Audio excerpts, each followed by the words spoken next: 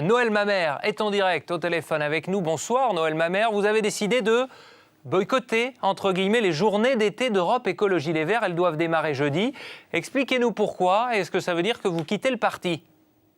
Non, il ne s'agit pas du tout pour moi de boycotter les journées d'été des Verts. Il ne s'agit pas non plus pour moi d'être un vilain petit canard, mais je regarde la situation telle qu'elle est. Ces journées d'été précèdent un congrès. Comme toutes les journées d'été qui précèdent un congrès, on va d'abord se préoccuper de savoir qui signe quelle motion et de construire une majorité. Or, les jeux sont déjà faits. Nous savons qu'au congrès d'octobre, ce sera l'actuelle direction qui sera reconduite avec la même majorité.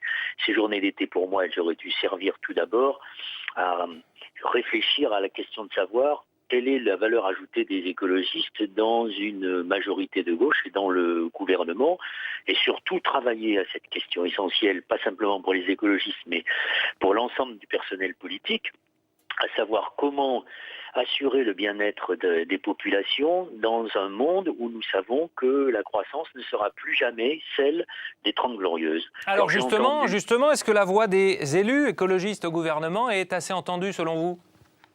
Elle est entendue sur un certain nombre de sujets. J'entends en particulier ce qu'a dit Madame Duflot avec juste raison sur les propos de Monsieur Valls. Ça ne concerne pas l'écologie. Mais vous savez, l'écologie, ce n'est pas que l'environnement, ce n'est pas que l'énergie. Comme vous avez pu le constater, il peut y avoir des écologistes qui sont les premiers à marier des personnes de même sexe. Ce sont les écologistes qui sont les premiers à avoir beaucoup parlé de la question du droit à mourir dans la dignité. Donc il y a beaucoup de sujets de société sur lesquels nous sommes en avance par rapport au reste du personnel politique français, même dans bien d'autres pays. Les écologistes ont toujours été en avance sur les sujets de société.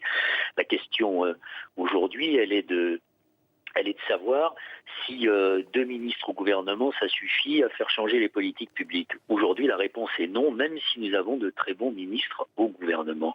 Donc c'est une question de rapport de force. Et quand je vois... Ils doivent rester au gouvernement, même si on n'évoque pas la transition écologique.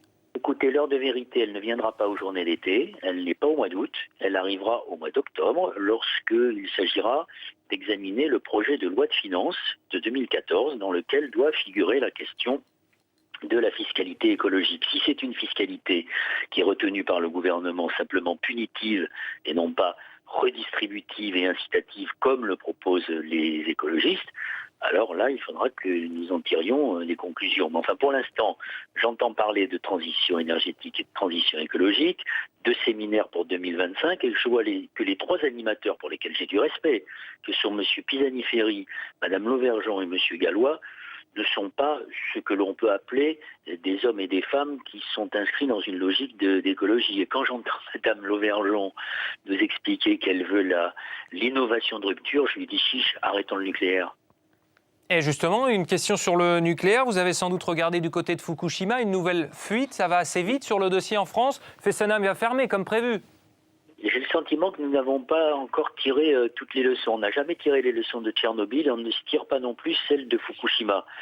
Nous disons, nous les écologistes, depuis longtemps, que lorsqu'il y a un accident nucléaire, il n'y a pas d'après. Ça peut durer des années et des années, des générations et des générations. Et vous voyez que Fukushima, c'est loin, très loin d'être fini.